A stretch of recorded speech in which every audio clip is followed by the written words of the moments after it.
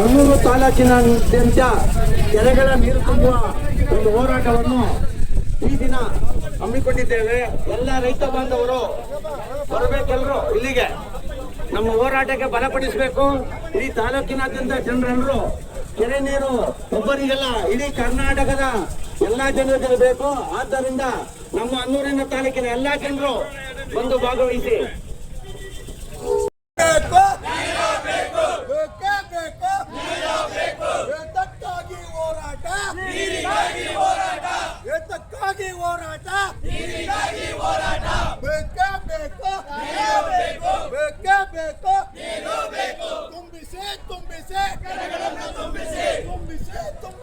ಕೆರೆಗಳನ್ನು ತುಂಬಿಸಿ ಕೆರೆಗಳನ್ನು ತುಂಬಿಸಿ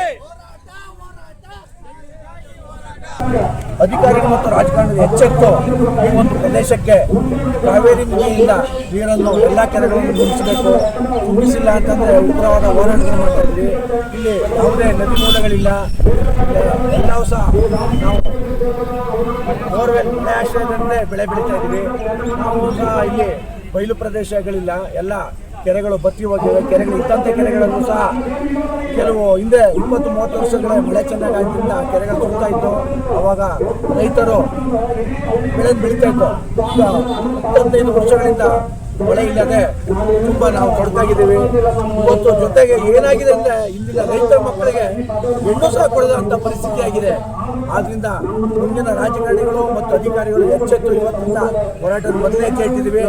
ಇದೇ ರೀತಿ ಎಚ್ಚೆತ್ತ ಹೋರಾಟನ ಗಂಟೆಯನ್ನು ಕಲಿತಾ ಇದ್ದೀವಿ. ಇನ್ನು ಮುಂದೆ ನೀರು ತುಂಬಿಸಿ ನಮ್ಮ ಜನರುಗಳಿಗೆಲ್ಲ ಯೋಜನೆ ಈಗಾಗಲೇ ಡಿಪೇರ್ ಆಗ್ತಾ ಇದೆ ಅಂತಲೇ ಅತಿ ಬೇಗ ಜೇನೂರಾಗಿ ಆ ಒಂದು ಡಿಪೇರನ್ನು ಮಾಡಿ ನಮ್ಮ ಎಲ್ಲ ಕೆರೆಗಡ್ಡೆಗಳನ್ನು ತುಂಬಿಸೋಕ್ಕೆ ಅವಕಾಶ ಮಾಡಿಕೊಡಿ.